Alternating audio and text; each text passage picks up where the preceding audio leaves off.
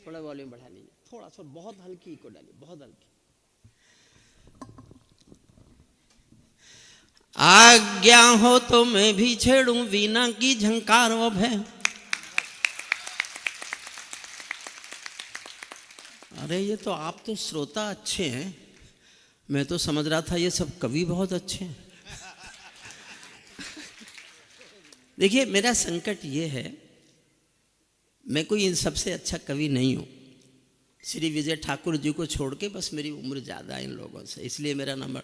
अब तक आप अच्छी कविताएं सुनकर थक गए, ताली बजा बजा कर सुन गए थक गए, गीत सुन सुनकर थक गए, सर्वेश जी को देख देख के थक गए। आप जानते हो जिस कवि का नंबर सबसे बाद में आता है उसका संकट क्या है?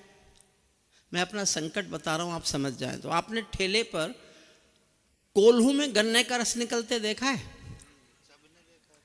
गन्ने को एक बार डालते हैं, फिर उसको पीछे से उठा के फिर दोबारा डाल देते हैं, और जब वो गन्ना बिल्कुल खुक्कस खोई हो जाता है तो मुझसे कहते हैं इसमें रस निकाल के दिखा। मैं नींबू फंसा के कोशिश करता हूं, इसीलिए सर्वेश जी को अपने पास बिठा लिया है। आज्ञा हो तो मैं भी छेड़ूं वीणा की झंकार व भय, और समय से कह दूं झूमे गाए मेघ मल्हार व भय। मुझको मां शक्ति ने दी है प्राणों में हुंकार व भय, और विधाता ने सौंपी है अधरों को ललकार व भय। मैं तो मां वीणा पानी से केवल ज्ञान मांगता हूँ, जनगण मन की पीड़ा गाने का वरदान मांगता हूँ, जनगण मन की पीड़ा गाने का वरदान। आप सचमुच बहुत अच्छे श्रोता हैं, इसलिए मैं एक अपनी सबसे नई कविता सबसे पहले सुना रहा हूँ। हालांकि मैं ऐसी कविताएं सुना सकता हूँ जिन पर बहुत तालियां बजें, लेकिन आज जिस तरह की श्रेष्ठ कविताएं इंदु अजनबी के संचालन में संयोजन में हुई हैं, मुझे ये मोह छोड़ना पड़ेगा और मैं नई कविता अपनी एक सुना रहा हूँ। कविता की चौथी पंक्ति में कविता का शीर्षक है, देखिए ये एक तरह से आश्रम नहीं है, मेरे लिए मंदिर है, और इस मंदिर में देखिए मुझे ये कहने में कोई संकोच नहीं है कि मैं हिंदी का व्यक्ति नहीं हूँ। हिंदी का कवि मैं संयोग से बना, मैं जेपी के आंदोलन की कोख से पैदा हुआ कवि हूँ। जेपी आंदोलन की कोख से दो चीज़ों ने जन्म लिया, एक जनता पार्टी ने और एक हरिओम पंवार ने। जनता पार्टी का मुझे पता नहीं कहाँ है, हरिओम पंवार पूज्य स्वामी जी के चरणों में बैठ के इस मुमुक्ष आश्रम में कविता पाठ कर रहा है। तो मैं संयोग से कवि बना, इसलिए मेरी कविताओं में पैमाना लेके कोई बैठेगा विद्वान विजय ठाकुर जी जैसा तो गलतियां भी निकाल सकता है। चौथी लाइन मेरी कविता का शीर्षक है, उसको सुनकर आपको तय करना है कि ये विषय आपको सुनना है कि नहीं सुनना। आधे लोगों ने ताली बजाई तो आधी कविता सुनाऊंगा, एक चौथाई लोगों ने ताली बजाई तो एक चौथाई, और एक एक व्यक्ति की पीछे तक बैठे व्यक्ति की ताली मुझे सुनने को मिल गई तो कविता का अधिकांश भाग सुनाऊंगा, पूरी तो तब भी नहीं सुनाऊंगा क्योंकि मैं एक दो कविता और सुनाना चाहता हूं। पहले नहीं, ये विस्फोटक, ये कोई मैं जानता हूं, जो लोग अभी आ रहे हैं मैं उनका धन्यवाद करता हूं, मैं पहला कवि हूं। नहीं, आप ठीक समय आए, आपको मालूम था कि मैं इसी समय आऊंगा, बच गए सर्वेश से। आप क्यों खड़े, बैठ जाइए, आप भी बैठ जाइए, बैठ जाए। चौथी पंक्ति तय करेगी कि ये विषय, क्योंकि मैं माफ करना, मैं हंसी में ही कह रहा हूं, मैं थोड़ा इन लोगों से अलग हूं, मैं थोड़ा पढ़ा लिखा हूं। अरे आप हंस रहे हैं, सुनिए। पैरों में अंगारे बांधे सीने में तूफान भरे, चौथी पंक्ति पर तय करके बताना। पैरों में अंगारे बांधे सीने में तूफान भरे, आंखों में दो सागर आंजे कई हिमालय शीश धरे। मैं धरती के आंसू का संतरास नहीं तो क्या गाऊं, मैं धरती के आंसू का संतरास नहीं तो क्या गाऊं, खूनी तालिबानों का इतिहास नहीं तो क्या गाऊं, खूनी। सल्यूट आपको, सल्यूट। बहुत अच्छा, बहुत अच्छा पूज्य स्वामी जी, ये मेरा सौभाग्य है कि इतने अच्छे लोगों में, संस्कार के लोगों में, संस्कारित, देखिए भरोसे का देश है ये, विश्वासों का, परंपराओं का, निष्ठा का। एक छोटी सी आधी मिनट की कहानी सुनाता हूँ, फिर मुझसे जुड़ना। आधी मिनट की, एक बाप बेटी जा रहे थे किसी रास्ते पे, दोनों को तेज बाढ़ का पानी मिला, दोनों डर गए, घबराए कि कैसे पार करेंगे, तेज बाढ़ का पानी बह रहा है। तो पिता ने हिम्मत करके कहा कि बेटी डरो मत, तुम मेरा हाथ पकड़ लो, हम बाढ़ से पार निकलेंगे। बेटी ने छूटते ही कहा नहीं पापा, मैं आपका हाथ नहीं पकड़ूंगी, आप मेरा हाथ पकड़ लो। पिता ने कहा इससे क्या फर्क पड़ता है, तुमने मेरा हाथ पकड़ा या मैंने तुम्हारा हाथ पकड़ा, उत्तर अच्छा लगे तो तालियां उठाना। बेटी ने कहा पापा बहुत फर्क पड़ता है, मैं किसी मजबूरी में, अपने स्वार्थ में आपका हाथ छोड़ भी सकती हूं, लेकिन एक बाप अपनी बेटी का हाथ किसी हाल में कभी छोड़ नहीं सकता। अब ये मुझे व्यंग कर रहा था, इसकी शादी नहीं हुई, इसने करके क्या कर लिया, ये मुझे कल ना छेड़ा, इसलिए इसकी जुबान बंद करना बहुत जरूरी है। एक शादीशुदा भगवान जी की पूजा में बैठ गया, सर्वेश जैसा। अच्छा, हमारे भगवान तो बहुत भोले होते हैं, जल्दी खुश हो जाते हैं। वो खुश हो गए, बोले कोई एक मन्नत मांग, मैं तेरी पूजा से खुश हूं, एक मन्नत कोई मांग ले मैं पूरी करूंगा। सर्वेश छूटते ही बोला कुंवारा कर दो। अगली बात पर हिम्मत से तालियां बजाना ताकि सर्वेश मुझे कल से कभी चिढ़ाए नहीं। भगवान जी ने कहा एक मन्नत मांग लो, सर्वेश ने कहा मुझे कुंवारा कर दो। भगवान की आंखें लाल हो गई, बोला गधे, मैंने तुझे मन्नत मांगने के लिए कहा था, जन्नत मांगने के लिए नहीं कहा था। आप तो नहीं छोड़ोगे, आप तो नहीं छोड़ोगे, मुझे मत छेड़ना सर्वेश। आप सुनिए, मैं ये थोड़ा सा इनका जो बहुत अच्छी कविताओं का बहुत अच्छा असर आप पे पड़ गया था, उसको थोड़ा सा कम करने की कोशिश कर रहा हूँ, क्योंकि मैंने कभी किसी और की दीवार पर अपना पोस्टर नहीं लगाया, ये काम इस जैसे आदमी नहीं किया। सुनिए, मन से अब नहीं बोलूँगा। पैरों में अंगारे बांधे, सीने में तूफान भरे, आंखों में दो सागर आंजे।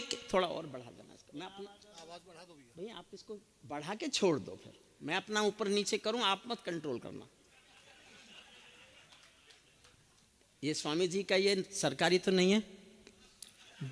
अच्छा, पैरों में अंगारे बांधे, सीने में तूफान भरे, आंखों में दो सागर आंजे, कई हिमालय शीश धरे। मैं धरती के आंसू का संतरास नहीं तो क्या गाऊं, खूनी तालिबानों का इतिहास नहीं तो क्या गाऊं, आगामी तूफानों का आभास नहीं तो क्या गाऊं, आगामी तूफानों का आभास नहीं तो क्या गाऊं, दुनिया के दादाओं का उपहास नहीं तो क्या गाऊं, दुनिया के दादाओं का उपहास नहीं तो क्या गाऊं। नई सदी परमाणु बम के गहने पहने बैठी है, थोड़ी देर गंभीरता सुन लो बस।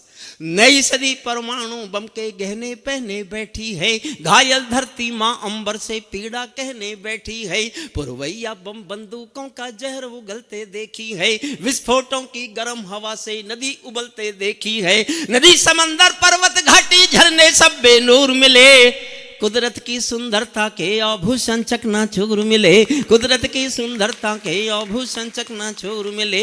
मैं मेहंदी पायल कंगन के गीत नहीं गाने वाला, मैं मेहंदी पायल कंगन के गीत नहीं गाने वाला, आग छोड़कर चंदन बन के गीत नहीं गाने वाला, मैं उगते सूरज की लाली गाने वाला चारण हूँ, धरती पर मानवता के अधिकारों का उच्चारण हूँ, अंधियारों में शब्द किरण का मेरी कलम कामना गाती। बैठ जा, बैठ जा, बैठ जा, बैठ जा, बैठ जा, बैठ जा। मुझे माला पहनने की आदत नहीं है। मेरी कलम कामना गाती है जग की खुशहाली की, लेकिन दिल में आग भरी है। बहुत अच्छे श्रोता हैं आप, सचमुच।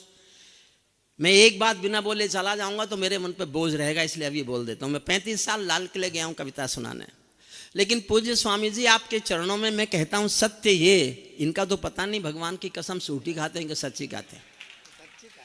जहाँ ये कसम खाते हैं वहाँ का तो रहता ही नहीं होगा भगवान। लेकिन मैं दिल से कह रहा हूँ एक सत्य बात, इस आश्रम की चाहे महिमा समझिए चाहे पुण्य समझिए, जिस शुद्ध कविता का वातावरण सर्वेश के संचालन में और इंदु के संयोजन में बना। मैं 30 साल के लाल किले के 30 कवि सम्मेलन पूज्य स्वामी जी के इस आश्रम के एक कवि सम्मेलन पर न्योछावर करने की घोषणा करता हूं। नहीं सुनते कविता आजकल लोग, आजकल तो कपिल शर्मा को सुनते हैं। सुनिए मन से, मेरी कलम कामना गाती है जग की खुशहाली की, लेकिन दिल में आग भरी है दुनिया की बदहाली की। कितना अधोपतन देखूंगा सत्ता के व्याकरणों में, गांधी लिंकन बुद्ध पड़े हैं चरमपंथ के चरणों में। और 2 पंक्तियां पहुंच जाएं तो पीछे तक, सबसे पीछे के व्यक्ति तक ताली चाहता हूं। कितना अधोपतन देखूंगा सत्ता के व्याकरणों में, गांधी लिंकन बुद्ध पड़े हैं चरमपंथ के चरणों में। मुझको ये पूरी दुनिया लाचार दिखाई देती है, मुझको ये पूरी दुनिया लाचार दिखाई देती है। चीर हरण के चौसर का दरबार दिखाई देती है, चीर हरण के चौसर का दरबार दिखाई देती है। गंधारी की धरती पर भूचाल दिखाई देता है, अफगानों का जनजीवन बदहाल दिखाई देता है। तोप तमंचों से घायल परिवेश दिखाई देता है, खूनी बाजों के पंजों में देश दिखाई देता है। यूएनओ में दुनिया का विश्वास टूटते देखा है, यूएनओ में दुनिया का विश्वास टूटते देखा है। हथियारों के बल पर कोई देश लूटते देखा है, हथियारों के बल पर कोई देश लूटते। शाम में बनारस था पिछले दिनों, मैंने चोट की वजह से कुर्सी मांगी तो मेरा दोस्त प्रोफेसर था वहाँ, जो मेरे साथ प्रोफेसर था, वो रिटायर होके बनारस जाके बस गया। तो मैंने कुर्सी मांगी, पीछे से बोला हरिओम पवार अब तो बूढ़ा हो गया। अच्छा, ये बात किसी को अच्छी लगती है क्या? जो हो जाते हैं वो भी नहीं मानते। तो मेरे मुंह से एक वाक्य निकला उस दिन, अब मैं रोज बोलता हूं लेकिन उस दिन अचानक निकला। आप भी मुझे आशीष देना चाहो तो मैं पूज्य स्वामी जी के चरणों से थोड़ी उम्र बढ़ा के ले जाऊंगा। मैंने कहा उसको, सुन भाई, जब सूरज शाम को ढलता है ना, उस वक्त भी उसका नाम सूरज ही होता है। सुनना 6 लाइन साथ मांगता हूं आपका सुनना। मैं सूरज के साम्राज्य से आंख मिलाने वाला हूं, मैं सूरज के साम्राज्य से आंख मिलाने वाला हूं। दुनिया के हर दादा का मैं ताज हिलाने वाला हूं। आसमान की लाली मेरे शब्दों की चिंगारी है, मेरी पूरी दुनिया से टकराने की तैयारी है। मैं शब्दों की क्रांति ज्वाल हूं, वर्तमान को गाऊंगा। जिस दिन मेरी आग बुझेगी मैं उस दिन मर जाऊंगा, जिस दिन मेरी आग बुझेगी मैं उस दिन मर। दुनिया वालों, आने वाला समय तुम्हें धिक्कार। पूरी दुनिया के खिलाफ कविता है। मैंने देश में सत्ता के विरुद्ध बहुत कविताएं लिखी। मेरी आज भी दृढ़ मान्यता है, कविताएं सरकारों का समर्थन नहीं होती। जब जब भी कविताएं सरकारों का समर्थन करेंगी, या तो कविता मरेंगी या सरकार गिरेंगी। मैंने जीवन भर पक्ष में नहीं लिखा। एक कविता पक्ष में लिखी, श्रद्धेय अटल बिहारी वाजपेयी जी ने जब परमाणु विस्फोट किए तो मुझसे रहा नहीं गया। मेरे जीवन की एकमात्र कविता है, उनके समर्थन में मैंने एक लंबी कविता लिखी परमाणु विस्फोट की, और उनको सुनाने गया। मुझे बहुत प्यार से सुनते थे वो बुला के, प्रधानमंत्री अपने जन्मदिन पर कवि सम्मेलन भी कराते थे। जैसे आज पूज्य स्वामी जी के जन्मदिन पर हो जाए, मुझे उनकी याद आ रही, क्योंकि उनके जन्मदिन पर जब प्रधानमंत्री थे तब भी हम 25 दिसंबर को कवि सम्मेलन किया करते थे। तो मुझसे बोले, अच्छा तू कहता था सरकार के समर्थन में नहीं लिखी, मैंने लिखवा दी ना तुझसे।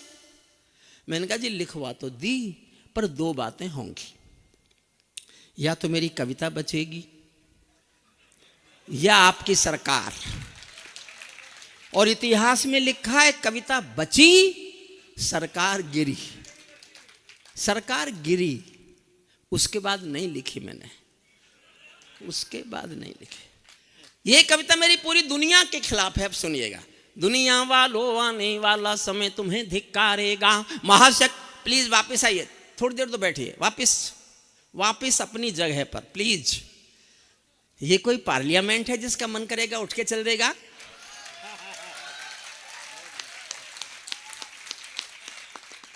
आपने मुझे पहले कभी सुना नहीं होगा, वरना आपका उठ के जाने का साहस।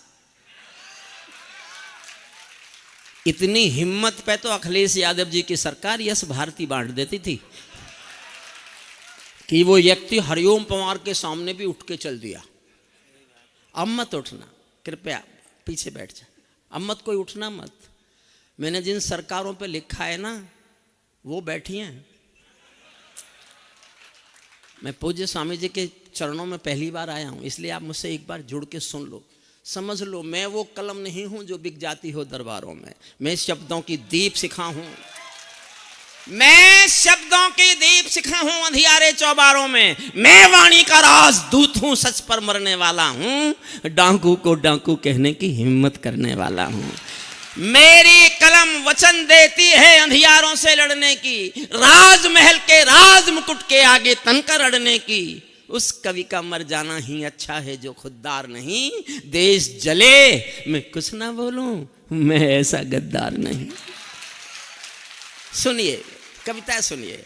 दुनिया वालों आने वाला समय तुम्हें धिक्कारेगा, महाशक्तियों की चुप्पी पर थूकेगा दुत्कारेगा। दुनिया के दादा आतंकों से लड़ने में चूक गए, तालिबानी एटम की सत्ता के मुंह पर थूक गए। तालिबानी एटम की सत्ता के मुंह पर। तालिबान पर 8 लाइन सुनाता हूं, 8वीं लाइन आपका ध्यान चाहती है, बस सुनना। तालिबानी आतंकों की शैली गढ़ने वाले हैं, तालिबानी बर्बरता की सीढ़ी चढ़ने वाले हैं। तालिबानी यादों में लादेन छिपा कर बैठे हैं, अपनी आंखों में पिंडी के नैन छिपा कर बैठे हैं। ये भारत के यान हरण की दर्द भरी दुर्घटना है, काबुल के दूतावासों में विस्फोटों की घटना है। इनके कारण हम जेलों से कातिल छोड़े बैठे हैं। ये गौतम बुद्धा की प्रतिमा बम से तोड़े बैठे हैं, ये गौतम बुद्धा की प्रतिमा बम से तोड़े बैठे हैं। तालिबानों की बेशर्मी शर्म पड़ी पानी पानी, दहशतगर्दों के कौड़ों से पिटती हैं दादी नानी। दहशतगर्द 600 साल पुराना पाषाण युग है अफगानिस्तान में। लड़की स्कूल नहीं जाएगी, पढ़ने नहीं जाएगी, नौकरी नहीं करेगी, बाहर नहीं निकलेगी, और पूरी दुनिया देख रही है कि एक मुल्क में 600 साल पुराना पाषाण युग आ गया और दुनिया चुप है। एक पंक्ति में मैं उस देश की नारी की स्थिति बता रहा हूं, आप एक पंक्ति को महसूस करें तो मेरा समर्थन करना तालियों से। तालिबानों की बेशर्मी शर्म पड़ी पानी पानी, दहशतगर्दों के कौड़ों से पिटती हैं दादी नानी। उनको कोई शर्म नहीं है उनके जीने मरने की, उनको कोई फर्क नहीं है उनके जीने मरने की, उनको कोई फर्क नहीं है उनके जीने मरने की। औरत केवल काया भर है बच्चे पैदा करने की, औरत केवल काया भर है बच्चे पैदा करने की। इनका दामन 7 समंदर साफ नहीं कर सकते हैं, अल्लाह भी इनके पापों को माफ नहीं कर सकते हैं। काबुल के हर चौराहे पर चीख सुनाई देती है, हर अफगानी सीने पर बंदूक दिखाई देती है। मैंने भू पर मानवता के प्राण अटकते देखे हैं, जवियानों के पहियों से भी लोग लटकते देखे हैं, जवियानों के पहियों से भी। और छोटी कविता करता हूं, सुनना। तालिबानी जिनके अब्बा आका तुम थे अमेरिका। मैं दुनिया के सबसे बड़े दादा के खिलाफ बोल रहा हूं, वो दुनिया का सबसे बड़ा दादा, उसके खिलाफ भारत सरकार भी नहीं बोलती। अब अंदाजा लगा लीजिए, भारत सरकार जिसके खिलाफ नहीं बोलती उसके खिलाफ मैं बोल रहा हूं, तो कौन ताकतवर हुआ। मेरे समर्थन में ताली बजाओ, फिर मेरा हौसला बढ़ेगा, मैं और बोलूंगा, सुन लीजिएगा। समर्थन करना। तालिबानी जिनके अब्बा का तुम थे अमेरिका, इनको रूस से लड़वाने के खाका तुम थे अमेरिका। इनकी ट्रेनिंग इनका पोषण भूल गए क्या अमेरिका, अपनी खुदगर्जी में शोषण भूल गए क्या अमेरिका। तुमको अपने पापों के ही अंक मिले हैं अमेरिका, अपने पाले सांपों के ही डंक मिले हैं अमेरिका, अपने पाले सांपों के ही डंक मिले हैं अमेरिका। जिनका तुमने अंत लिखा था उन्हें जिलाकर चले गए 20 साल बाद।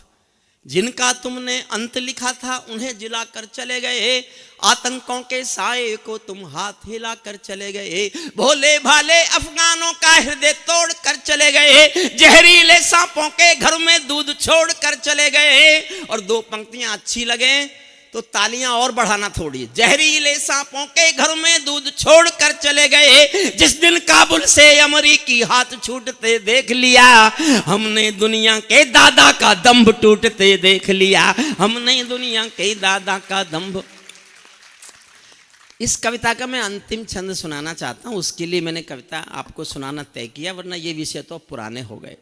और अंतिम छंद मैंने इसलिए लिखा, 2021 में 15 अगस्त को तालिबानियों ने कब्जा कर लिया था अफगानिस्तान पर, अमेरिका चला गया था वहाँ से। तो उस दिन उनका एक प्रेस प्रवक्ता बार बार बयान दे रहा था, बार बार प्रेस प्रवक्ता बोले जा रहा था, we have got our land, motherland, Kabul and total Afghanistan, our next target is जिहाद in Jammu and Kashmir and due to brotherhood we will support the जिहाद and we will get it liberated.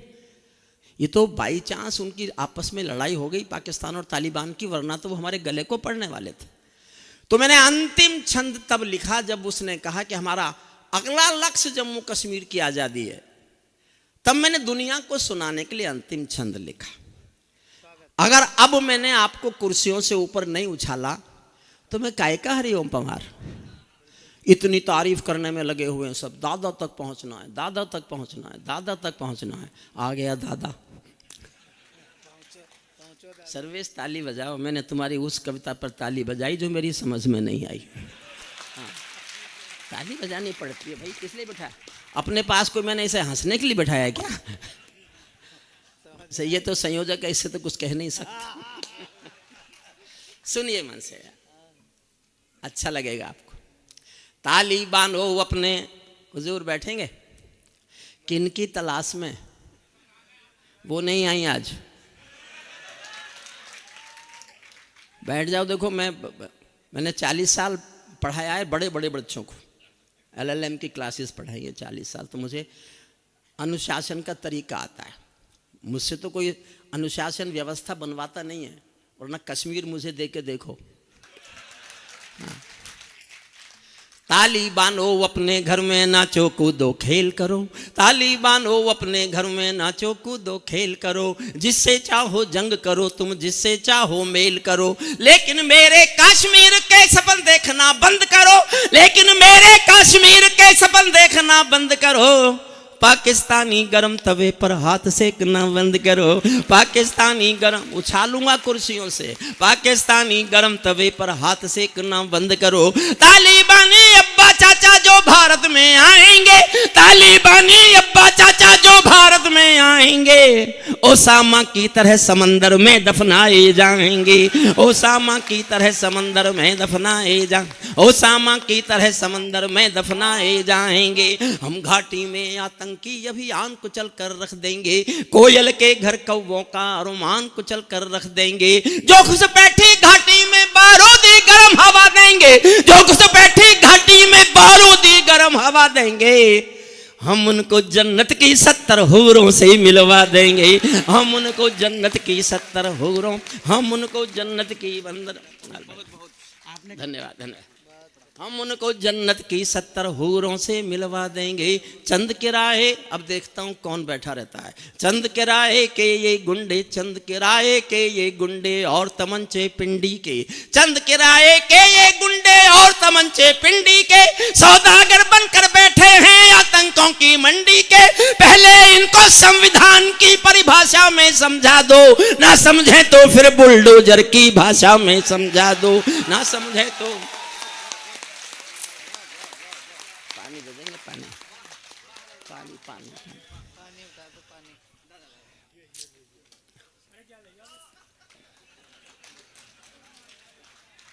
देखिए, मैं बीच बीच में पानी पीऊँ तो इसके लिए माफ़ कर देना। मैं पिछले दिनों बहुत बीमार हुआ था। अच्छा, मेरा संकट ये था, जो मेरे एलोपैथी के डॉक्टर दोस्त थे, मैं बाबा रामदेव के यहाँ भी आता जाता हूँ, आपको दिखता होगा। तो बाबा रामदेव ने यह कहा ही डॉक्टरों की दवाई मत खाना वरना तू मर जाएगा। एलोपैथी के डॉक्टर जो मेरे दोस्त थे उन्होंने कहा तू इस बाबा की दवाई मत खाना वरना मर जाएगा। मैं बचा जब मैंने दोनों की खानी बंद की, लेकिन तब तक बहुत खा चुका था, तो पानी इसलिए कि गला सूखता है। थोड़ी थोड़ी देर में सुनिएगा, मैं जब 3-4 कविताएं सुना लूंगा तब मेरा गला खुल जाएगा। क्या मैं कोई नेता नहीं हूं जो झूठ बोल रहा हूं? भगवान कसम।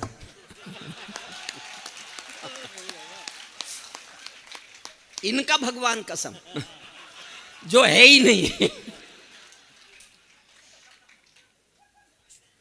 तालिबानी अब्बा चाचा जो भारत में आएंगे, ओसामा की तरह समंदर में दफनाए जाएंगे। हम घाटी में आतंकी अभियान कुचल कर रख देंगे, कोयल के घर कौवों का अरमान कुचल कर रख देंगे। जो घुसपैठी घाटी में बारूदी गर्म हवा देंगे, हम उनको जन्नत की 70 हूरों से मिलवा देंगे। चंद किराए के ये गुंडे और तमंचे पिंडी के सौदागर बनकर बैठे हैं आतंकों की मंडी के। पहले इनको संविधान की परिभाषाओं में समझा दो, ना समझे तो फिर बुलडोजर की भाषाओं में समझा दो, ना समझे तो फिर बुलडोजर की भाषाओं में समझा दो। बंदूकों की गोली का उत्तर सद्भाव नहीं होता, बंदूकों की गोली का उत्तर सद्भाव नहीं होता। हत्यारों के लिए अहिंसा का प्रस्ताव नहीं होता। कोई विषधर कभी शांति के बीज नहीं बो सकता है, और भेड़िया शाकाहारी कभी नहीं हो सकता है, और भेड़िया शाकाहारी कभी नहीं हो सकता है। धरती पर हत्यारी बंदूकों ने तर्पण नहीं किया, दुनिया में आतंकवाद ने कभी समर्पण नहीं किया। यह केवल कुचला जाता है, दूजी राह नहीं होती। संकल्पों के निर्णय को जग की परवाह नहीं होती। जिस दिन भारत आतंकों पर पूर्ण विजय पा जाएगा, उस दिन पाकिस्तान हमारे चरणों में आ जाएगा। उस दिन पाकिस्तान हमारे चरणों में। भारत ने हर समझौते का आदी बनना छोड़ दिया। और मैं पूज्य स्वामी जी के चरणों में कहने की कोशिश कर रहा हूँ, मुझे नहीं पता मैंने ठीक लिखा कि गलत लिखा, लेकिन मैंने ये सोचा कि मैं नहीं लिखता तो और कोई लिखता नहीं। जिस दिन मैंने लिखा था मैं डरा भी था कि शायद गलती तो नहीं होगी, फिर मुझे लगा मैंने कोई गलती की नहीं। मैंने पार्टीशन के डॉक्यूमेंट पढ़ने के बाद ये लाइन लिखी है, समर्थन करो तो इतना करना कि मैं डरना बंद कर दूं कि मैंने कोई गलती की है, और लगे कि हाँ लिखा तो गलत है तो चुप रह जाना, मैं कल से नहीं पढ़ूंगा, मैं वचन दे के जा रहा हूं। लेकिन लगे कि ये कहने का समय आ गया है तो मैं पूरे सदन का जी भर के समर्थन देखना चाहता हूं। भारत ने हर समझौते का आदी बनना छोड़ दिया, भारत ने हर समझौते का आदी बनना छोड़ दिया। कुछ बातों में हमने बापू गांधी बनना छोड़ दिया, कुछ बातों में हमने बापू गांधी बनना छोड़ दिया। धरती अंबर और समंदर को ये भाषा समझा दो, धरती अंबर और समंदर को ये भाषा समझा दो। दुनिया के हर पंच सिकंदर को ये भाषा समझा दो। अब खंडित भारत माँ की तस्वीर नहीं होने वाली, कश्मीर किसी के अब्बा की जागीर नहीं होने वाली, कश्मीर किसी के अब्बा की जागीर नहीं। नई सदी का भारत है ये 62 वाला दौर नहीं, नई सदी का भारत। अब हम भारत माता की जय के नारे लगाते हैं, इसने लगाया चंदन बैरागी ने। मैंने कहता है ये नारा मत लगाओ, अब नारा लगाओ दुनिया के बाप की जय। अगर हमारे प्राइम मिनिस्टर की कुर्सी ठीक करता है वो ट्रंप जो जेलेंस्की को धमकाता है, तो हम दुनिया के बाप हैं, समझ लो आप। नई सदी का भारत है ये 62 वाला दौर नहीं, हम भी दुनिया के दादा हैं, दिल्ली हैं लाहौर नहीं। हमने अपने संविधान से 370 मिटा दिया, नेहरू जी ने डाला था जो सांप गले से हटा दिया, नेहरू जी ने डाला था जो सांप गले से हटा दिया। उरी का उत्तर घर में घुसकर चोट से देना सीख लिया, उरी का उत्तर घर में घुसकर चोट से देना सीख लिया। पुलवामा का उत्तर बालाकोट से देना सीख लिया, पुलवामा का उत्तर बालाकोट से देना सीख लिया। रावलपिंडी के दिल में जब खोट दिखाई देता है, रावलपिंडी के दिल में जब खोट दिखाई देता है, उनको सपनों में भी बालाकोट दिखाई देता है, उनको सपनों में भी बाला। और एक लाइन पढ़ रहा हूं, मैं देखना चाहता हूं मुझमें जोश ज्यादा है कि आप में जोश ज्यादा है, और मैं चाहता हूं आप जीते और मैं हार जाऊं। तो आपको जीतने के लिए मुझसे अधिक जोश तालियां बजाने के लिए लगाना पड़ेगा। अच्छा लगे तो लगाना, मुझसे जीतना यही मेरी जीत है। रावलपिंडी के दिलों में जब खोट दिखाई देता है, उनको सपनों में भी बालाकोट दिखाई देता है। हमने डर को कूट कूटनीति से दूर हटा कर रखा है, हमने डर को कूटनीति से दूर हटा कर रखा है, दिल्ली के सिंहासन पर एक शेर बिठा कर रखा है।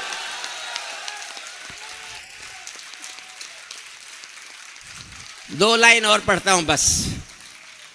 दिल्ली के सिंहासन पर एक शेर बिठा कर रखा है, भारत की संसद ने कस्में खा खा कर स्वीकारा है, भारत की संसद ने कस्में खा खा कर स्वीकारा है, पाकिस्तानी कब्जे वाला सब कश्मीर हमारा है, दिल्ली के सिंहासन से ये निर्णय जाने वाला है, पाकिस्तानी कब्जे वाला वापस आने वाला है, पाकिस्तानी कब्जे वाला वापस। मैं आपको एक और कविता सुनाता हूँ, उसके बाद गला खुल जाएगा, फिर मैं 4-5 कविताएं सुनाऊंगा। मैं हंसी में नहीं कह रहा, मुझे तो पूज्य स्वामी जी के चरणों में बैठकर जो कविता सुनाने का सुख मिल रहा है, समझिए मैं कोई पूजा कर रहा हूँ, अर्चना कर रहा हूँ। मैं संतों के चरणों में बैठकर, मैंने बहुत पढ़ा है, बहुत संतों के चरणों में, और आज एक पवित्र आत्मा के चरणों में बैठकर कविता पाठ करने का सुख। मत जाइए साहब, कोई नहीं, कोई नहीं होता है। मैं देखिए, कविताएं कांग्रेस नहीं होती, कविता बसपा भी नहीं होती, कविता भाजपा भी नहीं होती, कविता दल नहीं होता, कविता संस्कार होता है, कविता संस्कृति होती है, कविता परंपरा होती है, कविता दृष्टिकोण होती है, कविता नीति होती है, कविता संस्कार होती है। अच्छा, इसका जन्म कहाँ से होता है? मैं अपने छोटे भाई बहनों को, और श्रद्धेय विजय ठाकुर जी मुझसे बड़े हैं, उनके चरणों में एक विचार रखता हूँ। आधी मिनट की कहानी है क्या कविता? एक बहुत अमीर महिला बहुत बड़ी कार में बहुत महंगी साड़ी पहने हुए एक साड़ी की दुकान पर आई और दुकानदार से कहा, मुझे जल्दी से एक सस्ती सी साड़ी दे दो, मेरी नौकरानी की बेटी की शादी होने वाली है। ये कोई खास बात नहीं है, अक्सर अमीर महिलाएं यही करती हैं। खास बात यह है कि आधे घंटे बाद एक 80 साल की बुढ़िया फटी हुई धोती पहनकर टूटी सी रिक्शा में बैठकर उसी साड़ी की दुकान पर आई और दुकानदार से कहा, मुझे इस दुकान की सबसे अच्छी साड़ी दे दो, मेरी मालकिन की बेटी की शादी होने वाली है। एक गरीब महिला के दिल में उठता हुआ यह एहसास कि उनकी मालकिन की बेटी को अच्छी साड़ी मिलना चाहिए, ये एहसास ही कविता है, ये एहसास ही कविता को जन्म देता है। इसके सिवा कविता और कुछ भी नहीं। और मैं जो सुनाने जा रहा हूँ सुनिए। देखिए, एक पिंजरे में पालतू तोता था किसी के पास। एक दिन मालिक ने तोते का सारा खाने पीने का सामान दिन भर का रख दिया उसके पिंजरे में और कहा, मैं पड़ोसी गाँव जा रहा हूँ, तेरा शाम तक का खाना रख दिया है, तू खा लेना। तोता बोला, मालिक उस गांव में तो मेरे गुरुजी रहते हैं। तो मालिक बोला, मैं क्या करूं? अरे बोले, मालिक उस गांव में जा रहे हो, मेरे गुरुजी को मेरी राम राम तो बोल सकते हो। मालिक ने कहा, मिलेगा तो बोल दूंगा। मालिक उस गांव में गया, जाके बोला, मेरे पिंजरे में एक तोता रहता है, मेरा पालतू तोता है एक, उसका कोई गुरु इस गांव में है क्या? एक बूढ़ा तोता उठ के आया, उसने कहा, मैं हूं। तो उसने कहा, मेरे तोते ने पिंजरे से तुमको राम राम बोला है। बूढ़े तोते ने सुना और मर गया। मालिक लौट के आया, तोते ने आते ही पूछा, मेरे गुरुजी मिले क्या? मालिक बोला, काय का तेरा गुरुजी? मैंने तेरी राम राम बोली, वो तो मर गया। इतना सुनते ही पिंजरे का तोता भी मर गया। मालिक ने जब पिंजरा खोला तो तोते की आत्मा कहती चली गई, समझ जाओ तो उठाना तालियां आकाश भर। तोते की आत्मा कहती चली गई कि मालिक तुम समझे नहीं, मेरे गुरु ने मेरे लिए संदेश भेजा है कि जिसको आजाद होना है उसे मरना आना चाहिए। मैं ये सब सोच के ही कविता लिखता हूं। एक कविता सुनाता हूं मैं आपको, किसी के पक्ष में एक शब्द नहीं है और किसी के खिलाफ भी एक शब्द नहीं है। मैं बड़ा सतर्क होकर आजकल कविताएं सुनाता हूं। मैंने जो मांगे रखी सरकार के सामने, कुछ पूरी हो गई, कुछ नहीं हुई। जो नहीं हुई उनको रखने का मेरा हक बनता है जनता की ओर से। ये पक्ष विपक्ष का मामला नहीं। गर्मी है थोड़ी, मैं इसको उतार दे।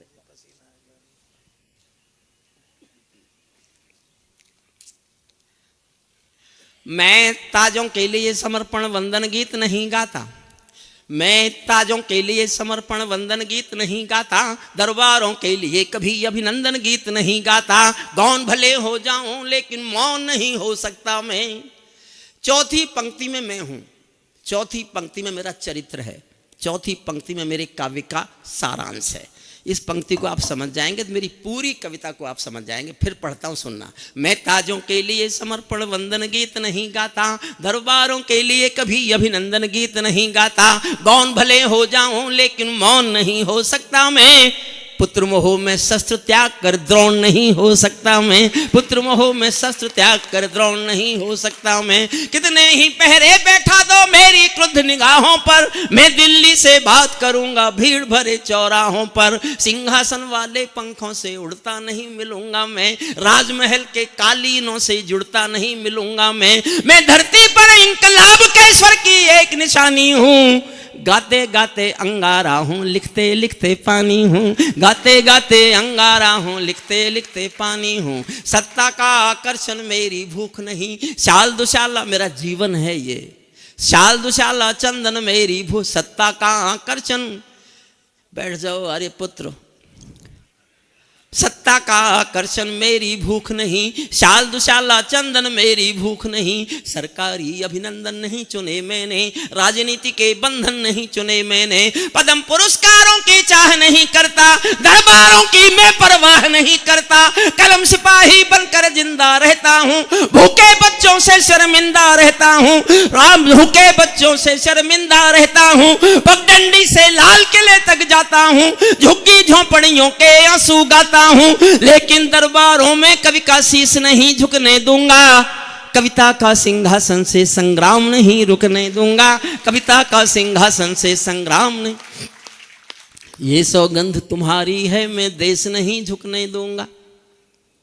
ये सौगंध तुम्हारी है मैं देश नहीं झुकने दूंगा। देश अच्छा हंसाने के लिए तो मैंने इससे सुना सर्वेश से कि चीते आए थे अभी बाहर से, तो सर्वेश ने चीतों से पूछा कि तुमको भारत आते हुए डर नहीं लगा?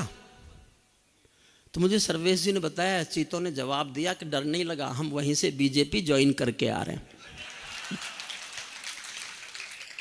क्या भगवान कसम यही कहा था इसने। और ये कह रहा है भगवान कसम इसने चीतों से बात की थी। हे भगवान, हे भगवान, ये सौगंध तुम्हारी है मैं देश नहीं झुकने दूंगा। देश नहीं मिटने दूंगा मैं, देश नहीं बिकने दूंगा। है मेरा विश्वास कभी सौगंध नहीं तोड़ोगे तुम, भारत माँ की सेवा का अनुबंध नहीं छोड़ोगे तुम। है ऐसा कुछ कर जाओ पूरा देश देखता रह जाए, देश नहीं भूमंडल का परिवेश देखता रह जाए। ऐसा क्या कर जाओ। मैं 8-10 लाइन बस पढ़ रहा हूँ इस कविता की। उसके बाद जैसे सर्वेश जी ने अपने जीवन की सबसे अच्छा कविता पढ़ी, मैं भी अपने जीवन की सबसे अच्छी कविता पढ़ूंगा। एक एक पंक्ति में एक एक मांग है। मैंने बहुत मांगें की थी, कुछ पूरी हो गई, वो मैंने कविता से निकाल दी। जो बची हैं वो मैं अभी भी पढ़ रहा हूँ। एक एक पंक्ति में एक एक मांग है। मैं चाहता हूँ आप समर्थन करना, ताकि माननी तो ये भी पढ़ेंगी। ऐसा कुछ कर जाओ पूरा देश देखता रह जाए, देश नहीं भूमंडल का परिवेश देखता रह। पहली मांग, संसद को गुंडों से दागी चेहरों से खाली कर दो। इतनी तालियों से नहीं होगी साहब।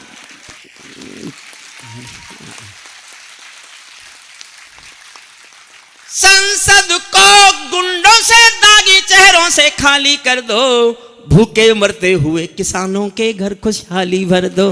भूखे मरते हुए किसानों के घर खुशहाली भर दो। खेलों को नेताओं से पूंजीपतियों से मुक्त करो। खेलों को नेताओं से पूंजीपतियों से मुक्त करो। माँ बहनों बेटी का जीना स्वाभिमान से युक्त करो। झोंपड़ियों को मत सिखलाओ तौर तरीका जीने का। उन्हें मयस्सर कर दो केवल अच्छा पानी पीने का, उन्हें मयस्सर कर दो केवल अच्छा पानी पीने का।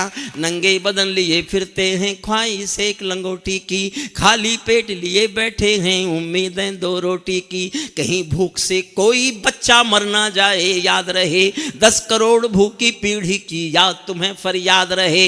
नया खून बेरोजगार है, ये आक्रोश खत्म कर दो। और माफ करना, अगली पंक्ति बहुत कठोर पढ़ रहा हूं, बहुत कठोर। नया खून बेरोजगार है, ये आक्रोश खत्म कर दो।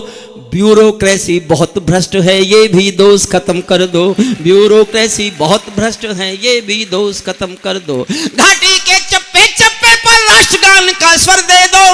और अगली पंक्ति अब तक की सर्वाधिक ताली सुनना चाहता हूं, जाकि उठे आंदोलन। बहुत इंतजार किया हमने 10 साल, जो काम सबसे पहले होना चाहिए था अब तक नहीं हुआ।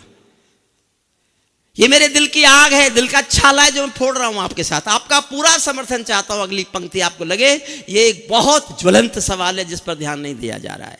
घाटी के चप्पे चप्पे पर राष्ट्रगान का स्वर दे दो, घाटी के चप्पे चप्पे को राष्ट्रगान का स्वर दे दो। हर विस्थापित कश्मीरी पंडित को उसका घर दे दो, हर विस्थापित कश्मीरी पंडित को, हर विस्थापित कश्मीरी पर। 4-6 लाइन और सुन लीजिए बस। मुफ्तखोरियों की ज्यादा तादाद बढ़ाना बंद करो। ये नया तरीका निकला है, टैक्स देंगे हम और उससे वोट खरीदा हुए तुम। ये नहीं चलना चाहिए। देश की जीडीपी गिरती है, देश में निकम्मापन आता है। कितना निकम्मापन आता है, 4 लाइन में सुनना। मुफ्तखोरियों की जब समर्थन करना, ये सिर्फ पहली बार बोल रहा हूं मैं। मुफ्तखोरियों की ज्यादा तादाद बढ़ाना बंद करो, गैर जरूरी लोगों की इमदाद बढ़ाना बंद करो। घर बैठे इमदाद मिली तो कर्म त्यागना सीख गए, हट्टे कट्टे चौराहों पर भीख मांगना सीख गए, हट्टे कट्टे चौराहों पर भीख मांगना सीख गए। कुछ कानून बनाने में तो 4 लाइन और पढ़ रहा हूं बस। कुछ कानून बनाने में तो देर नहीं अंधेरी है, यूसीसी के लाने में 70 सालों की देरी है। आबादी का बढ़ना रोको, सबसे बड़ी जरूरत है जनसंख्या कानून बनाओ, अगर दिल्ली में हिम्मत है जनसंख्या कानून। साहब एक कविता मेरा सुनाने का मन है। मैंने चंद्रशेखर आजाद पर एक कविता लिखी है और ये अब नहीं लिखी, बहुत पुरानी कविता है मेरी। जिन दिनों आदरणीय मायावती जी पहली बार मुख्यमंत्री बनी, भाजपा के समर्थन से बनी, खुद नहीं थी वो, अपने समर्थन से नहीं थी, भाजपा के समर्थन से थी। तब ये घटना घटी थी, उन्होंने चंद्रशेखर आजाद को आतंकवादी कहा। एक उनका पत्थर उखाड़ा एक स्कूल का और वो किसी ने कह दिया कि ये तो चंद्रशेखर आजाद के नाम पर है, तो घूम के पलट के बोली कौन चंद्रशेखर आजाद, वो आतंकवादी। सरेआम भानु प्रताप शुक्ल जी ने एक लेख लिखा जनसत्ता में, पूरे पेज का, मैंने रोते रोते पढ़ा। मैंने सोचा कि तो भाजपा के समर्थन से हैं, वो धमकाएंगे, माफी मंगवाएंगे, ये शब्द वापस लिवाएंगे। 1 हफ्ते तक कुछ भी नहीं हुआ, कोई प्रतिक्रिया नहीं। मैं श्रद्धेय अटल जी के पास गया, कुछ भी नहीं बोले। जब मैंने बहुत कुरेदा तो बोले तू चाहता है हम सरकार गिरा दें। अब मैं उनका बहुत आदर करता था, मैंने कहा जी नहीं मैं कुछ नहीं चाहता। तो मैं बाहर निकल आया, उनके आगे तो बोल नहीं सकता था। मैं बाहर आ गए, अपने मन में सोचा, मैंने कहा मत गिराओ, खुद गिरो। मैं आडवाणी साहब के पास गया, उन्होंने कहा कुछ भी नहीं। मैंने कहा कि आपका चुप रहना मजबूरी हो सकती है, मैं जानता हूं, मैं आप दोनों मुझे बहुत प्यार करते हैं, लेकिन मैं एक कविता लेके जनता के बीच जा रहा हूं। तभी मैं एक कविता लेके जनता के बीच आया जब वो मुख्यमंत्री थी। आपको लगेगा कविता अभी की है, अभी भी हो रहा है, ऐसा अभी भी होता है। पंजाब से एक ऐसा सांसद जीत के आया जो भगत सिंह को आतंकवादी कहता है। ये हमारे शहीदों का, मेरा कहना ये, हमारे शहीदों का सम्मान नहीं करते तो मत करो। ये तो शाहजहांपुर जहाँ के 3 बेटे, जिससे पूरे देश में शाहजहांपुर का नाम जाना जाता है, उस धरती पर मैं इस कविता को नहीं पढ़ूंगा तो मुझे लगेगा मैं कुछ खाली खाली चला गया। तभी मैंने एक कविता सुनाई, तभी सुनाई, मैं अब आज भी सुना रहा हूं, आपको ऐसा नहीं लगेगा कि बहुत पुरानी कविता है ये। मन तो मेरा भी करता है झूमू नाचूं गाऊं में। आज़ादी के 50 साल पूरे हुए थे तब ये घटना घटी। 50 साल पूरे। मन तो मेरा भी करता। आप दोनों को मैंने इसलिए बिठाया था कि ताली बजाओ। कहाँ बजा रहे हो? मत बजाओ। जनता मेरे साथ है, मैं क्या तुम्हारे समर्थन पर थोड़े टिका हुआ हूं। इससे ज्यादा पीछे वाले लोग ज्यादा बजा रहे हैं। मन तो मेरा भी करता। देखो, हंसाने के लिए कविताओं की जरूरत नहीं, लेकिन एक मैं ज्ञान भी देता हूं। सर्वेश भाई, तुम भी एक ज्ञान लो। जिसके साथ आप खुल के हंस सकते हो ना, उसके साथ केवल 24 घंटे बिता सकते हो। 24 घंटे। लेकिन जिसके साथ आप खुल के रो सकते हो, उसके साथ पूरी जिंदगी भी गुजारी जा सकती है। इस बात को याद रखें। और यूं तो हंसाने के लिए क्या, एक हेलीकॉप्टर जा रहा था बिहार में। बोले नहीं, बिहार में नहीं, वहां तो बीजेपी है, उधर झारखंड में। हेलीकॉप्टर में 4 लोग थे। एक प्रोफेसर था, एक नेताजी थे, एक बच्चा था, एक पायलट था। अचानक पायलट ने घोषणा की कि इस हेलीकॉप्टर में कोई यांत्रिक खराबी आ गई है, टेक्निकल फॉल्ट आ गया है, ये क्रैश होने वाला है। केवल 5 मिनट में क्रैश हो जाएगा। दुर्भाग्य है कि हमारे पास आज 3 पैरासूट है जो देश के लिए जरूरी है, कूद जाएं। सुनते ही नेताजी कूदे, उसके बाद प्रोफेसर कूदा, अब एक पैरासूट बचा। पायलट ने बच्चे की ओर देखा और आंखों में आंसू ला के बोले, तुम देश का भविष्य हो, हमको मरना सिखाया जाता है, बेटे तुम पैरासूट लो और कूद जाओ। बच्चा बोला, पायलट अंकल रोने की जरूरत नहीं है, पैरासूट 2 बचे हैं। मैं देखना चाहता हूं कितनी तालियां उठती हैं। पायलट ने पूछा, 2 कैसे बचे हैं? बच्चा बोला, पायलट अंकल 2 ऐसे बचे हैं कि नेताजी तो जल्दबाजी में मेरा बस्ता लेके कूद गए।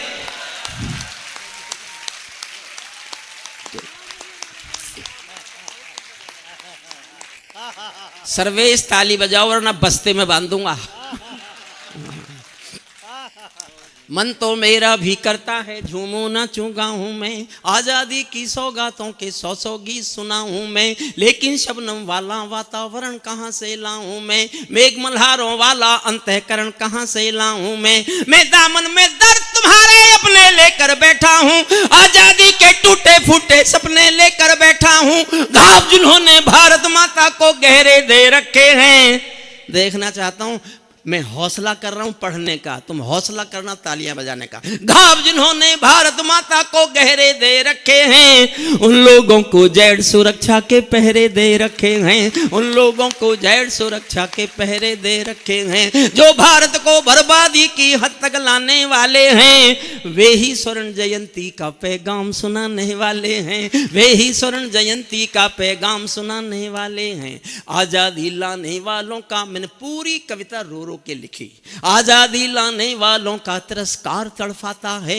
बलिदानी पत्थर पर थूका बार बार तड़फाता है। इंकलाब की बलबेदी भी जिससे गौरव पाती है, आजादी में उस शेखर को भी गाली दी जाती है। आजादी में उस शेखर को भी गाली दी जाती है।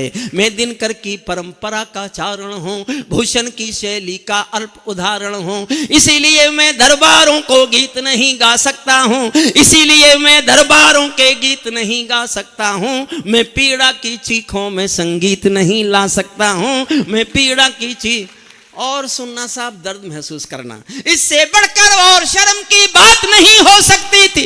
इससे बढ़कर और शर्म की बात नहीं हो सकती थी। आजादी के परवानों पर घात नहीं हो सकती थी। कोई बलिदानी शेखर को आतंकी कह जाता है, पत्थर पर से नाम हटाकर कुर्सी पर रह जाता है। पत्थर पर से नाम हटाकर कुर्सी पर रह जाता है। गाली की भी कोई सीमा है, कोई मर्यादा है। ये घटना तो देशद्रोह की परिभाषा से ज्यादा है। मेरी आंखों में पानी है, सीने में चिंगारी है। राजनीति ने कुर्बानी के दिल पर ठोकर मारी है। सारे वतन पुरोधा चुप थे, कोई कहीं नहीं बोला। लेकिन कोई ये ना समझे, कोई खून नहीं खौला। लेकिन कोई ये ना समझे। केवल कविता का सौंदर्य, जिसलिए मैंने कविता लिखी, केवल ये है कि स्वर्ग में सब शहीद जब सुन रहे होंगे कि आज कोई चंद्रशेखर आजाद को आतंकवादी बता रहा है कुर्सी पर बैठा हुआ व्यक्ति, तो उन पर क्या गुजरी होगी। बस इस एहसास को मेरे साथ जीना। सारे वतन पुरोधा चुप थे, कोई कहीं नहीं बोला, लेकिन कोई ये ना समझे कोई खून नहीं खौला। सुनकर बलिदानी बेटों का धीरज डोल गया होगा, मंगल पांडे फिर शोणित की भाषा बोल गया होगा। मंगल पांडे फिर शोणित की भाषा बोल गया होगा। मंगल पांडे फिर शोणित की भाषा बोल गया होगा। हिंद महासागर की लहरें तड़प गए, सुनकर हिंद महासागर की लहरें तड़प गई होंगी। शायद बिस्मिल की गजलों की बहरें तड़प गई होंगी। नील गगन में कोई पुच्छल तारा टूट गया होगा। अशफाकुल्ला की आंखों में लावा फूट गया होगा। अशफाकुल्ला की आंखों में लावा फूट गया होगा। भारत भू पर मरने वाला टोला भी रोया होगा। इंकलाब का रंग बसंती चोला भी रोया होगा। चुपके चुपके रोया होगा संगम तीरथ का पानी। आंसू आंसू रोई होगी धरती की चूनर धानी। एक समंदर रोई होगी भगत सिंह की कुर्बानी।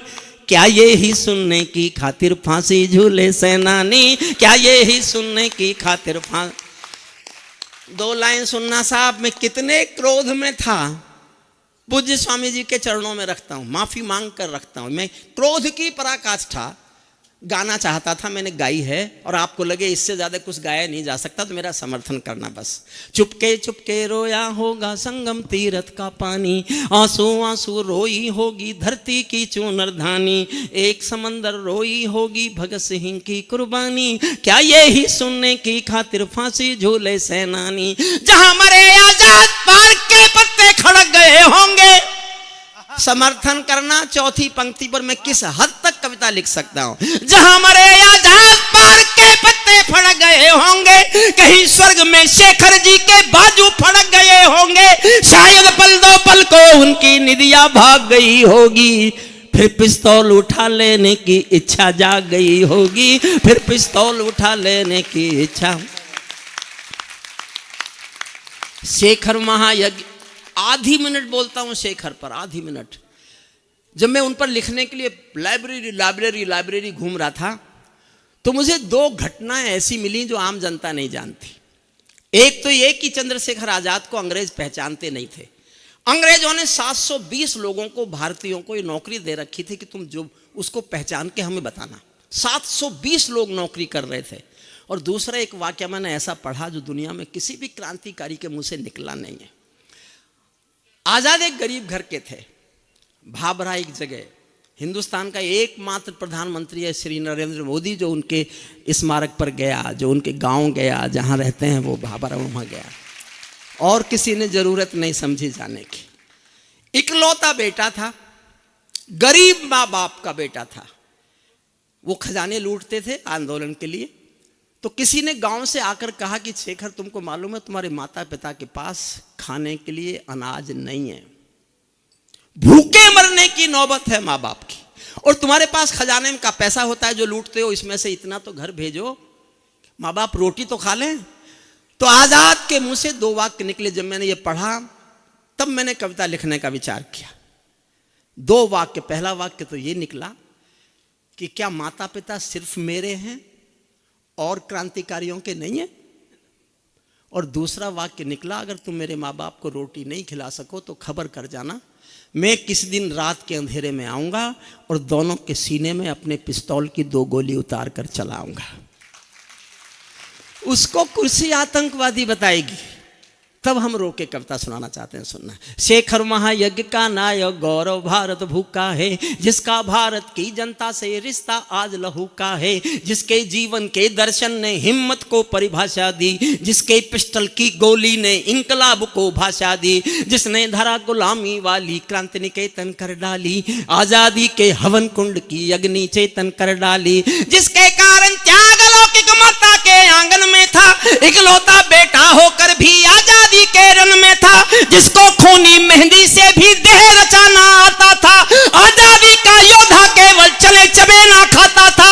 अब तो नेता सड़कें पर पर्वत लोहों को खा जाते हैं, अब तो नेता सड़कें पर्वत नहरों को खा जाते हैं, और पुलों के शिलान्यास में शहरों को खा जाते हैं। अब तो नेता पर्वत सड़कें शहरों को खा जाते हैं, और पुलों के शिलान्यास में नहरों को। दो लाइन सुनना।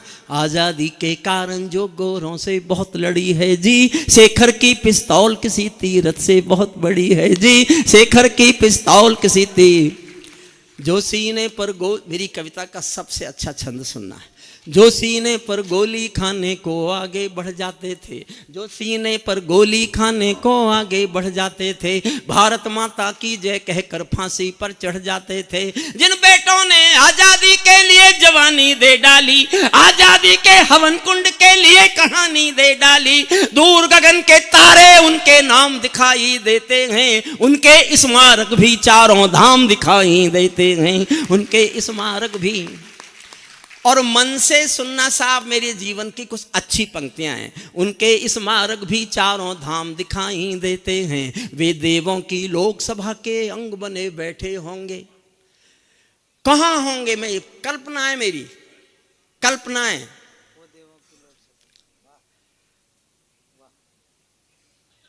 अगर पूज्य स्वामी जी का स्वास्थ्य के कारण जाना आवश्यक हो, और अगर 10-15 मिनट और रुक सकें, आपके चरणों में बैठ के पढ़ना है? अरे करगिल पढ़ेंगे, क्या परेशानी है? अभी तो 1 घंटा ही हुआ है। मुझे बता दिया जाए पूज्य स्वामी जी की क्या इच्छा है। बस तुम्हें इसके बाद 10 मिनट और, बस मेरा सौभाग्य। एक बार पूज्य स्वामी जी के स्वास्थ्य के लिए हम चाहते हैं वो शतायु हों और हमें आशीष देते रहें। आपके शाहजहाँपुर को देश का सबसे बड़ा शहर बना जाएं, वो विश्वविद्यालय भी बना दें, शहर भी बड़ा बना दें, स्मार्ट सिटी बना दें, सब बना दें। मैं दुआ करता हूँ। और आपके जिलाधिकारी महोदय के सम्मान में भी एक बार तालियां बजाइए। देखिए, जो जिलाधिकारी इतनी देर कविताएं सुन सकता है, जो अधिकारी इतनी देर कविताएं सुन सकता है, इसके माने वो संवेदनशील व्यक्ति है। और जो संवेदनशील होता है वो कुछ भी हो सकता है, जनता के लिए अन्यायी नहीं हो सकता, अन्याय नहीं कर सकता जनता के साथ। मैं ऐसा, हालांकि मैं ये भी कह सकता हूँ, मेरा एक दोस्त अजमेर में कलेक्टर था पिछले दिनों, मैं वहाँ कवि सम्मेलन करने गया तो वो मेरे साथ रात भर बैठा रहा। तो कलेक्टर साहब मेरे से रहा नहीं गया, मैंने उससे पूछा, मैंने कभी तुम जिले के मालिक हो, रात भर कविताएं सुनोगे? मैंने समझी मेरी वजह से बैठा है। उसने कहा नहीं, मैं सुनूंगा। वो रात भर कविताएं सुनता रहा। मैंने कहा तुम्हारे जिले में कानून व्यवस्था इतनी अच्छी है क्या कि तुम रात भर आराम से कविताएं सुन सकते हो? बोले तुम समझते नहीं हो, आज जिले में कहीं कुछ काम गड़बड़ हो ही नहीं सकता। मैंने कहा क्यों? बोले सब यही है।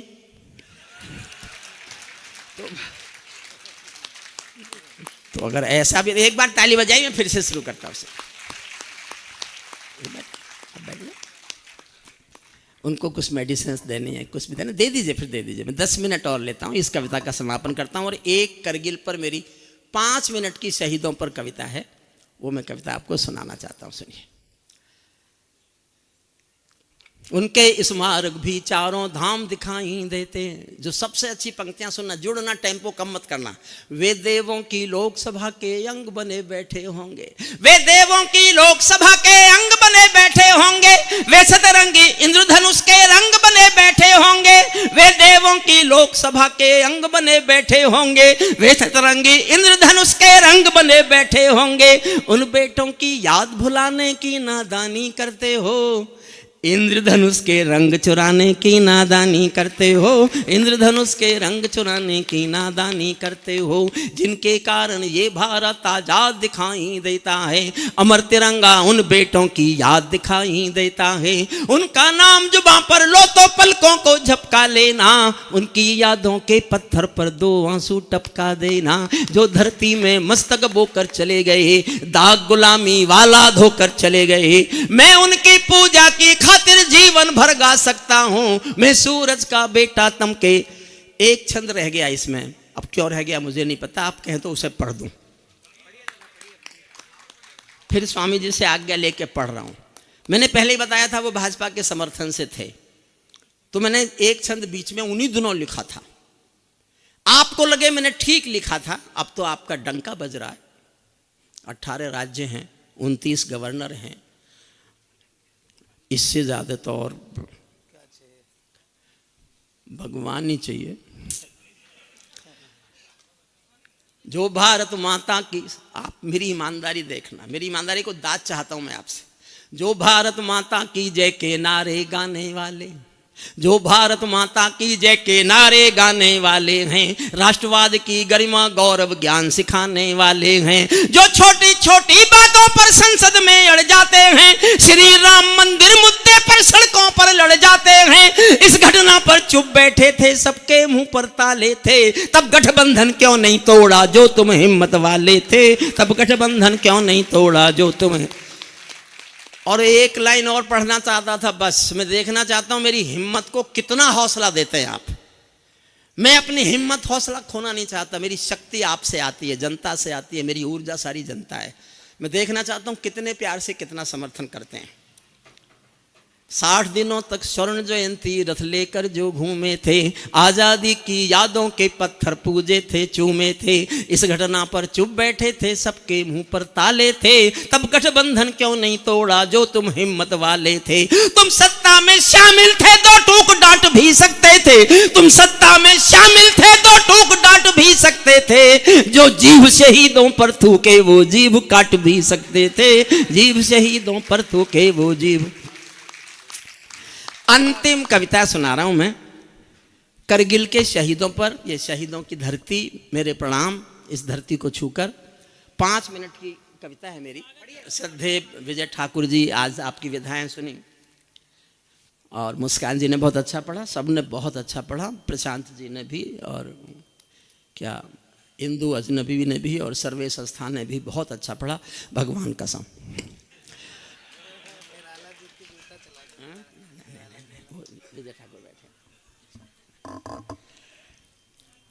देखिए, मैं सनातन धर्म में पैदा हुआ हूं, तो मेरे पास कोई ऑप्शन नहीं है कि मैं इस धर्म के सामने सर झुकाऊं।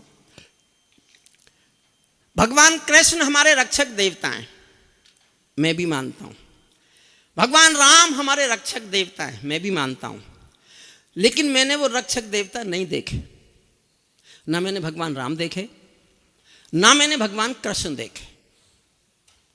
मेरी बात का समर्थन करो तो जी भर के करना। मैंने जो अपने रक्षक देवता देखे हैं, ये वो फौजी हैं जो वर्दी पहनकर सीमा पर खड़े हैं और हमारी रक्षा करते हैं। ये हमारे रक्षक देवता हैं। मैं समझता हूं उनसे बड़ा त्यागी कोई हो नहीं सकता। दुनिया का अमीर से अमीर आदमी, मस्क, अडानी, अंबानी, टाटा, बिरला, कोई भी किसी को भी ये कहे कि तुम मेरे लिए नौकरी करने आ जाओ, जो कहोगे सैलरी दूंगा, लेकिन तुमको मेरे लिए मरना पड़ेगा, इस शर्त पर कोई नौकरी करेगा क्या? फौजी जानता है कि देश के लिए मरना पड़ेगा, फिर भी वो छोटी सी तनख्वाह में नौकरी करने जाता है। करगिल युद्ध में, मैं मेरठ में रहता हूं, वहां एक कैप्टन मनोज तलवार का पार्थिव शरीर आया था, मेरा कॉलेज का विद्यार्थी था। मैं अंतिम यात्रा में गया तो भीड़ बहुत थी, तो मैं दर्शन तो नहीं कर पाया, लेकिन मैंने पीछे चलते हुए भीड़ में भीगी आंखों से एक छोटी सी कविता लिखी। मैं अपने जीवन की सबसे अच्छी कविता समझता हूँ और पूज्य स्वामी जी के चरणों में समर्पित करता हूँ। ये सुन लीजिए, जो हुआ बहुत अच्छा है। ये स्थल ही पवित्र है, यहाँ की स्थल की पवित्रता, पवित्र वायुमंडल, पवित्र पर्यावरण, उसमें जो कुछ हुआ सब श्रेष्ठ श्रेष्ठ श्रेष्ठ हुआ। कविताएं सब ने बहुत श्रेष्ठ पढ़ी, और यहाँ से हम पूज्य स्वामी जी को इससे ज़्यादा और कष्ट, मैं जानता हूँ वो तब तक चलेगा, वो जाएंगे नहीं। ये हमारे प्रति उनके आशीषों का ये उदाहरण ही नहीं है, पराकाष्ठा है। वो कितने आशीष हम कवियों को दे सकते हैं। उन्होंने अपना नियम तोड़ा, स्वास्थ्य के कारण भी, उसके बाद भी वो बैठे हैं। हमारे लिए उनके आशीषों का ये सर्वोच्च हिमालय उन्होंने हम पर उड़ेल दिया है। हम इसको जीवन भर नहीं भूल सकते कि हमको इतने आशीष पूज्य स्वामी जी ने दिए। मैं सुनाता हूँ कविता, सुनिए। मैं केशव का 5 जन्म भी गहन मौन में खोया हूँ। मैं गीतकार नहीं हूँ, गीतकार मुस्कान बेटिया बैठी है, विजय ठाकुर साहब बैठे हैं, आदरणीय सरिता वाजपेयी जी हैं, गीतकार हैं, इंदु यूज गीतकार है, और सब ने गीत पढ़े। मैं गीतकार नहीं हूँ, लेकिन कभी कभी एक छोटा सा अंकुरण होता है, उसकी प्रतिफल है ये कविता। मैं केशव का 5 जन्म भी गहन मौन में खोया हूँ, उन बेटों की याद कहानी लिखते लिखते रोया हूँ, उन बेटों की याद कहानी लिखते लिखते रोया हूँ, जिस माथे की कुमकुम बिंदी वापस लौट नहीं पाई, चुटकी झुमके पायल ले गई करुणाई की, चुटकी झुमके पायल ले गई चुटकी झुमके पायल ले गई करुणाई की वरनाई, कर्ण जिसके चुटकी झुमके पायल ले गई कुर्बानी की तरुणाई। माफ़ कीजिए, मैंने बहुत दिन से कविता पढ़ी नहीं, यहाँ पढ़ने का मन कर रहा है, याद आ जाएगी, कोई परेशानी नहीं, फिर से पढ़ता हूँ। मैं केशव का 5 जन्म भी गहन मौन में खोया हूँ, उन बेटों की याद कहानी लिखते लिखते रोया हूँ, जिस माथे की कुमकुम बिंदी वापस लौट नहीं पाई, लटके झुमके कम के ले गई कुर्बानी की यमराई, कुछ बहनों की राखी जल गई है बर्फीली घाटी में, वेदी के गठबंधन मिल गए हैं करगिल की माटी में, पर्वत पर कितने सिंदूरी सपने दफन हुए होंगे, 20 बसंतों के मधुमासी जीवन हवन हुए होंगे, टूटी चूड़ी धुला महावर रूठा कंगन हाथों का, कोई मोल नहीं दे सकता बासंती जज्बातों का, कोई मोल नहीं दे सकता बासंती जज्बातों का, जो पहले पहले चुंबन के बाद लाम पर चला गया, एक पल का एहसास मेरे साथ जीना बस, जो पहले पहले चुंबन के बाद लाम पर चला गया, नई दुल्हन की सेज छोड़कर युद्ध काम पर चला गया, उनको भी मीठी नींदों की करवट याद रही होगी, उनको भी मीठी नींदों की करवट याद रही होगी, खुशबू में डूबी यादों की सलवट याद रही होगी, खुशबू में डूबी। और साहब मुझे मौका दिया आपने, मैं एक पंक्ति पढ़ रहा हूं, मैं आज भी अपने को एक पंक्ति का कवि मानता हूं, मैंने जीवन में एक पंक्ति सबसे अच्छी लिखी है, उसको समर्पित करता हूं शाहजहांपुर के इस आश्रम के लोगों के चरणों में। एक पंक्ति मेरे जीवन की सबसे अच्छी पंक्ति है, मुझे तालियों से आशीर्वाद देना, मैंने ऐसी एक पंक्ति और लिख ली ना तो मैं घोषणा कर दूंगा मैं कवि हो गया हूं। अभी मैं अपने को केवल एक लाइन का कवि मानता हूं, सुनना। उनको भी मीठी नींदों की करवट याद रही होगी, खुशबू में डूबी यादों की सलवट याद रही होगी, उन आंखों की 2 बूंदों से 7 सागर हारे हैं, उन आंखों की 2 बूंदों से 7 सागर हारे हैं, जब मेहंदी वाले हाथों ने मंगलसूत्र उतारे हैं, जब मेहंदी वाले हाथ, उन आंखों की 2 बूंदों से 7 सागर हारे हैं, जब मेहंदी वाले हाथों ने मंगलसूत्र उतारे हैं, गीली मेहंदी रोई होगी चुपके घर के कोने में, ताजा काजल छूटा होगा चुपके चुपके रोने में, ताजा काजल छूटा होगा चुपके चुपके रोने में, जब बेटे की अर्थी आई होगी सोने आंगन में, शायद दूध उतर आया हो बूढ़ी माँ के दामन में, शायद दूध उतर आया हो बूढ़ी माँ के दामन में, वो विधवा पूरी दुनिया का बोझा सर ले सकती है। सारे संसार के इतिहास में कहीं स्त्री अर्थी को कंधा नहीं देती, सारे संसार में किसी भी मजहब में। भारत में एक बेटा शहीद हुआ था, भरतपुर के पास एक गांव है अजान राजस्थान में, कल्पना नहीं है, सत्य घटना। वीरेंद्र सिंह नाम था उसका, उसकी पत्नी का नाम गायत्री देवी। मैं उनके सम्मान समारोह में गया था, इसलिए मुझे पूरी घटना मालूम है। जब पार्थिव शरीर आया वीरेंद्र सिंह का, तो उनकी पत्नी ने शादी के दिन के कपड़े पहने और गांव वालों की मर्जी के खिलाफ, सेना के अधिकारियों की मर्जी के खिलाफ, उसने अपने पति की अर्थी को कंधा दिया। ये दुनिया की पहली घटना थी जब कोई औरत अर्थी को कंधा दे रही थी। उसके बाद कई घटनाएं घटी, लेकिन पहली यही थी। मैंने एक पंक्ति लिखी है, प्यार से सहेज लेना। जब बेटे की अर्थी आई होगी सोने आंगन में, शायद दूध उतर आया हो बूढ़ी माँ के दामन में, वो विधवा पूरी दुनिया का बोझा सर ले सकती है, वो विधवा पूरी दुनिया का बोझा सर ले सकती है, जो अपने पति की अर्थी को भी कंधा दे सकती है, जो अपने पति की अर्थी को भी कंधा दे सकती है। मैं ऐसी हर देवी के चरणों में शीश झुकाता हूँ, इसीलिए मैं कविता को हथियार बनाकर गाता हूं, इसीलिए मैं कविता को हथियार बनाकर गाता हूं। जिन बेटों ने पर्वत काटे हैं अपने नाखूनों से, कल्पना करो कैसे लड़ते होंगे -48 और +48 में। जिन 6 लाइन सॉरी पढ़ रहा हूं, सेना पर केवल मैंने 6 लाइन लिखी है, सुनिएगा। जिन बेटों ने पर्वत काटे हैं अपने नाखूनों से, उनकी कोई मांग नहीं है दिल्ली के कानूनों से। जो सैनिक सीमा रेखा पर ध्रुव तारा बन जाता है, उस कुर्बानी के दीपक से सूरज भी शर्माता है। गरम दहानों पर तोपों के जो सीने अड़ जाते हैं, उनकी गाथा लिखने को अंबर छोटे पड़ जाते हैं। उनके लिए हिमालय कंधा देने को झुक जाता है, कुछ पल को सागर की लहरों का गर्जन रुक जाता है। उस सैनिक के शव का दर्शन तीर्थ जैसा होता है, चित्र शहीदों का मंदिर की मूरत जैसा होता है। चित्र अंतिम 6 लाइन और सुन लेना। क्या ये देश उन्हीं का है जो सीमा पर मर जाते हैं?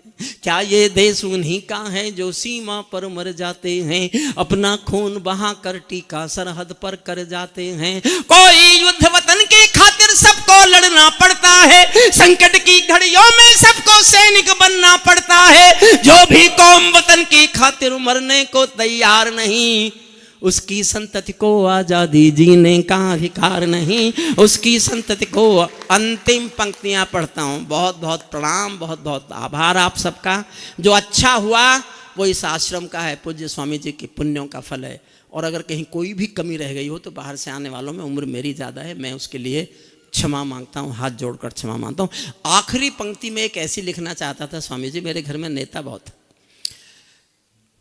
तो वो मुझे पसंद तो करता नहीं कोई। अच्छा मत करो, मैं भी कब कर रहा हूं उनको। तो मैं एक पंक्ति ऐसी लिखना चाहता था कि जिससे ज्यादा कुछ कड़वा हम नेता से कह नहीं सकते, और इस तरह लिखना चाहता था कि कोई सामने भी बैठा हो तो उसकी समझ में ना आए, और समझ में भी आए तो इतनी देर में आए जब तक मैं निकल लूं।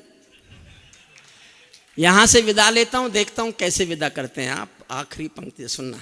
सैनिक अपने प्राण गंवा कर देश बड़ा कर जाता है। विदा मांगता हूं, किस तरह करेंगे आप? सैनिक अपने प्राण गंवा कर देश बड़ा कर जाता है, बलिदानों की बुनियादों पर राष्ट्र खड़ा कर जाता है। जिनको मां के बलिदानी बेटों से प्यार नहीं होगा, उन्हें तिरंगे को लहराने का अधिकार नहीं होगा। उन्हें तिरंगे को सच्चा है अपना प्यार तो क्या इस जहां का डर। गुलबन के गुलिस्ता वफा में फिर खिलेंगे हम, अब बिछड़ रहे हैं कोई रंज मत करो, फिर बाहर आएंगी तो फिर मिलेंगे हम। पूज्य